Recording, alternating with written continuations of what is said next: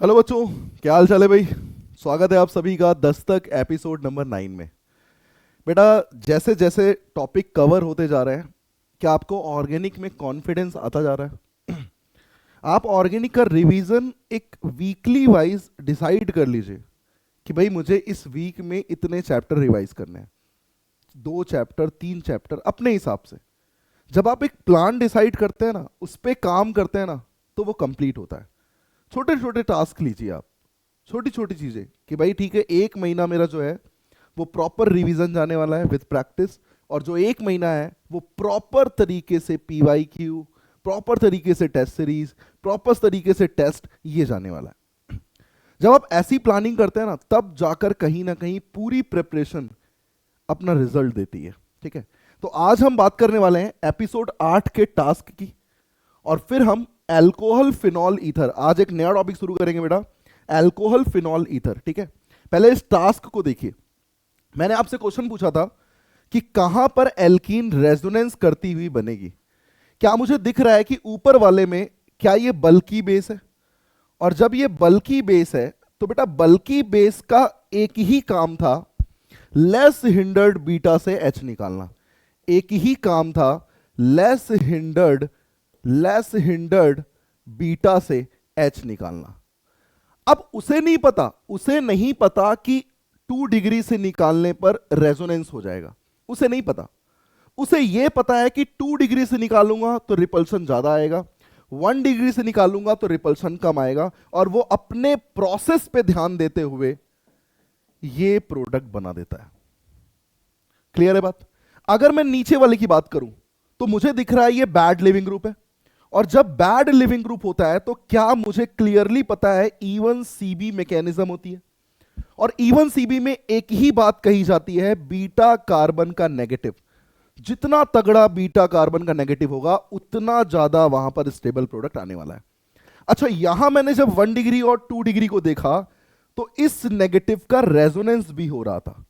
मतलब ये नेगेटिव क्या हो गया? मेजर हो गया। और जब ये नेगेटिव मेजर हो गया तो बनने वाली एल्कीन भी क्या हो जाएगी? मेजर हो जाएगी। क्या आपको बात समझ में आती है? इस तरीके से ये दोनों प्रोडक्ट बनेंगे। काफी बच्चों का आंसर बिल्कुल सही था, बहुत अच्छा सोचा। जिनसे गलतियां हुई हैं वो थोड़ा ध्यान दें कि गलती कहां हो रही है। ठीक है, आज हम फिनॉल लेकर आए हैं बेटा, फिनॉल। फिनॉल की वो रिएक्शन जो कहीं ना कहीं प्रीवियस ईयर क्वेश्चंस में कई तरीके से पूछी गई है। फिनॉल की वो सारी रिएक्शन ध्यान से देखिए। बहुत बार आप कंफ्यूज होते थे कि यार नाइट्रेशन करने पे कहां 1 जुड़ता है, कहां 3 जुड़ते हैं, Br2 जोड़ने पे कहां फिनॉल के साथ 1 ब्रोमो जुड़ता है, कहां 3 जुड़ते हैं। ये सारी चीजें अभी आपको पता लगने वाली है। ठीक है, तो जरा ध्यान से फिनॉल की पहली रिएक्शन को देखिए, chloroform in the presence of base. बेटा याद करिए, chloroform in the presence of base, क्या ये राइमर टीमान रिएक्शन है? RTR राइमर टीमान रिएक्शन है। और राइमर टीमान रिएक्शन में क्या आपको याद आ रहा है? डाई क्लोरोकार्बीन एज अ इलेक्ट्रोफाइल बनता था। क्या बनता था? डाई क्लोरोकार्बीन एज अ इलेक्ट्रोफाइल बनता था। क्या आपको पूरा प्रोसेस याद आ रहा है? OH बेस के थ्रू फिनॉक्साइड बनाता था।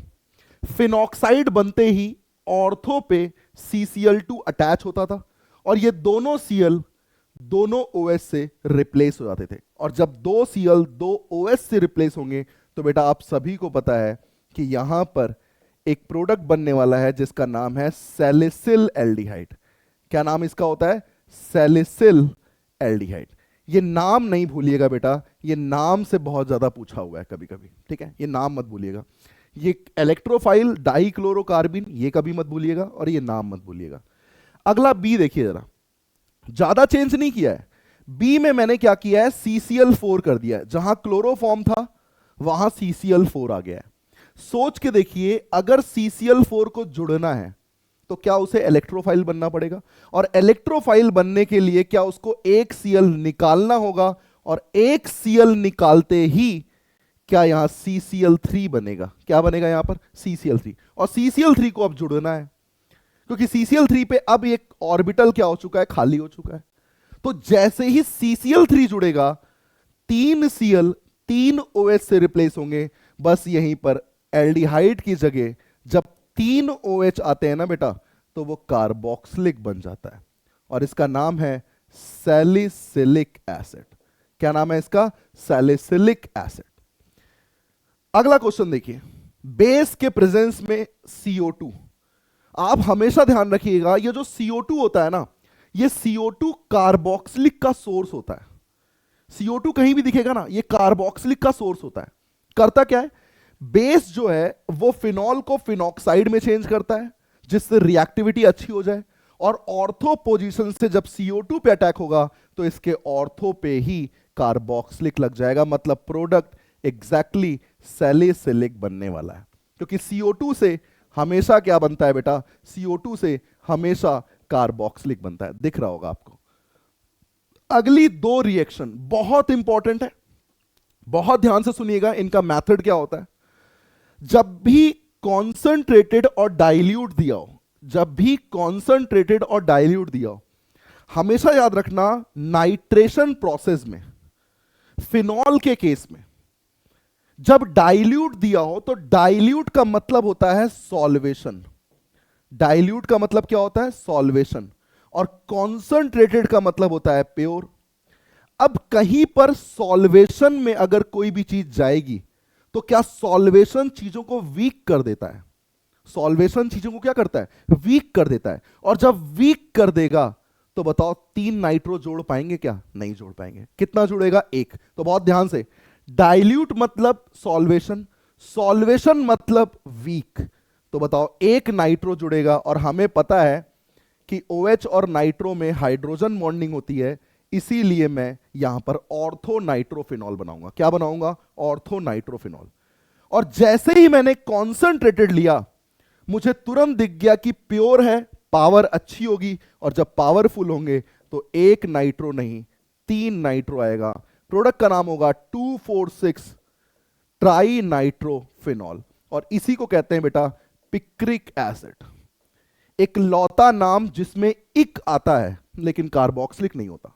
ये ध्यान रखना, काफी बार पूछा गया है कि अब बताइए कहां कार्बोक्सिलिक नहीं है, क्योंकि कार्बोक्सिलिक के नाम में क्या आता है? इक, ओइक एसिड। तो इक आ रहा है लेकिन कार्बोक्सिलिक नहीं है, तो क्या याद रख पाओगे? पिक्रिक क्या होता है? 2,4,6 ट्राई नाइट्रोफिनॉल। तो डाइल्यूट मतलब सॉल्वेशन, सॉल्वेशन मतलब वीक, कॉन्सेंट्रेटेड मतलब प्योर, प्योर मतलब पावरफुल। Br2CCl4 की बात करें, ध्यान से सुनिएगा। यह कॉन्सेप्ट कहता है कि जब फिनॉल की पावर की बात हो, फिनॉल के पावर की बात हो, तो फिनॉल हमेशा 1 ब्रोमो ही जोड़ पाता है। फिनॉल हमेशा कितने ब्रोमो जोड़ पाता है? 1। और हमको पता है कि ब्रोमीन कोई हाइड्रोजन बॉन्डिंग तो करता नहीं है, रिपल्शन ही करेगा, इसीलिए पैरा प्रोडक्ट बनाते हैं। इसीलिए क्या बनाते हैं? पैरा प्रोडक्ट बनाते हैं। लेकिन जब Br2 के साथ वाटर ले लिया जाए, बेटा वाटर के प्रेजेंस में क्या ये एसिड बेस रिएक्शन करके फिनॉक्साइड बना सकता है? और देखिए O- जैसे ही लगा, क्या +M की टेंडेंसी, डोनर पावर की टेंडेंसी बढ़ गई। Br2CCl4 में वो फिनॉल को चेंज नहीं कर पाया, लेकिन Br2 वाटर के केस में वाटर एसिड बेस रिएक्शन करके फिनॉक्साइड बनाता है।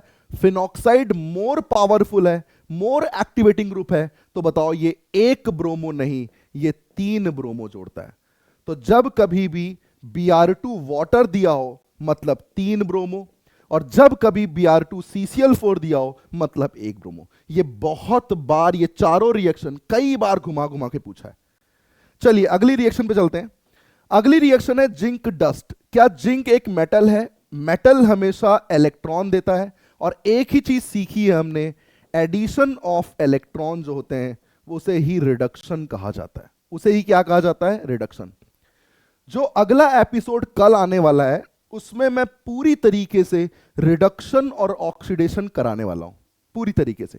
तो आप प्रॉपर रिवीजन करके आइएगा कल के एपिसोड में, जिसमें अल्कोहल फिनॉल ईथर में जो भी ऑक्सीडेशन, जो भी रिडक्शन है, वो सब कल कराए जाएंगे। ठीक है, आज इसीलिए फिनॉल में बहुत अच्छे से क्लियर कर रहा हूं। तो क्या जिंक मेटल है? मेटल में इलेक्ट्रॉन होते हैं, इलेक्ट्रॉन का जुड़ना मतलब रिडक्शन, और रिडक्शन का मतलब ही क्या हुआ भैया? चाहे आप बोलो इलेक्ट्रॉन का जुड़ना रिडक्शन, हाइड्रोजन का जुड़ना रिडक्शन, और ऑक्सीजन के केस में ऑक्सीजन का जुड़ना ऑक्सीडेशन, ऑक्सीजन का निकलना रिडक्शन। तो जब ऑक्सीजन निकल जाएगा तो ये फिनॉल का बेंजीन बन जाएगा। K2Cr2O7 क्या ये स्ट्रॉन्ग ऑक्सीडाइजिंग एजेंट है?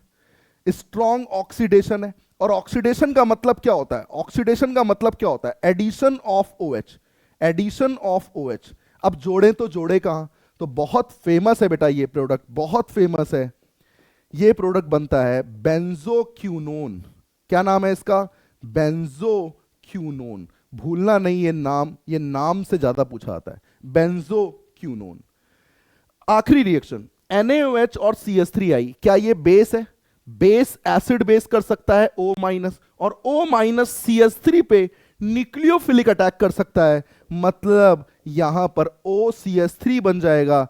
इसे बोला जाता है एनिसोल। ये नाम बहुत इंपॉर्टेंट नाम है, एनिसोल। याद नहीं आता ये नाम, मैं बता रहा हूं आपको, ठीक है? तो क्या फिनॉल की आपने सारी रिएक्शन देखी, बहुत प्रॉपर तरीके से रिवीजन किया? चलिए बारी है थोड़ा सा आगे रिडक्शन की। कुछ आज लेके आया हूं मैं, कल मैं फिर लेके आऊंगा। रिडक्शन बहुत अच्छे से क्लियर करना है बेटा। रिडक्शन का क्वेश्चन नीट में जरूर आएगा, ये मैं आपको लिख के दे रहा हूं। रिडक्शन का क्वेश्चन नीट में जरूर पूछा जाएगा, मैं आपको बता रहा हूं, जरूर से जरूर। चलिए रिएक्शन देखते हैं। रिएक्शन है सोडियम बोरोहाइड्राइड और लिथियम एल्युमिनियम हाइड्राइड। बेटा आप सबको पता है कि लिथियम एल्युमिनियम हाइड्राइड तो होता है स्ट्रॉन्ग रिड्यूसिंग, क्योंकि यहां पर हाइड्रोजन आराम से निकल सकता है, यहां पर हाइड्रोजन आराम से निकल सकता है, स्ट्रॉन्ग रिडक्शन होता है। और यहां होता है माइल्ड रिडक्शन, ये सबके साथ अटैक नहीं कर सकता। तो NaBH4 सिर्फ और सिर्फ एल्डिहाइड, कीटोन और एसिड हैलाइड के साथ रिएक्शन करता है, और लिथियम एल्युमिनियम हाइड्राइड सबके साथ रिएक्शन करता है। ये नीट का PYQ है बेटा, बहुत ध्यान से देखिएगा। जब ये NaBH4 की बात आएगी तो क्या ये एस्टर के साथ रिएक्शन करेगा? नहीं, ये सिर्फ किसके साथ करता है? एल्डिहाइड, कीटोन और एसिड हैलाइड। इसीलिए मैं कह रहा हूं एक बार और रिवीजन करिएगा, कल हम और बहुत सारे क्वेश्चन के साथ मिलेंगे और रिडक्शन और ऑक्सीडेशन को प्रॉपर खत्म करेंगे। क्या NaBH4 इसके साथ रिएक्शन नहीं करेगा? कीटोन के साथ करेगा। अच्छा निकलता कौन है? H-, और जब H- अटैक करता है तो सोच के देखिए, क्या यहां O- H ले लेगा, एल्कोहल बना लेगा। मतलब कहानी में ऊपर वाला एज इट इज रहेगा और नीचे वाला एल्कोहल बन जाएगा। लेकिन जब लिथियम एल्युमिनियम हाइड्राइड के साथ रिएक्शन होगी तो ये नीचे वाले को भी रिड्यूस करेगा और ऊपर वाले को भी रिड्यूस करेगा। ध्यान से देखिए, ये साइक्लिक एस्टर है बेटा।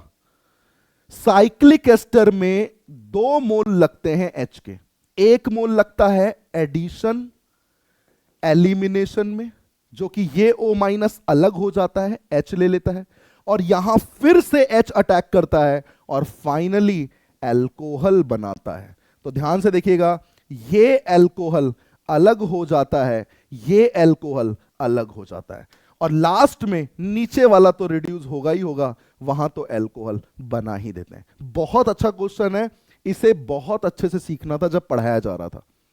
अभी आपको प्रैक्टिस के लिए ये बहुत अच्छा क्वेश्चन है, ठीक है? अगला क्वेश्चन देखिएगा। अगले क्वेश्चन में ध्यान से देखिए, आपसे पूछा गया है लिथियम एल्युमिनियम हाइड्राइड।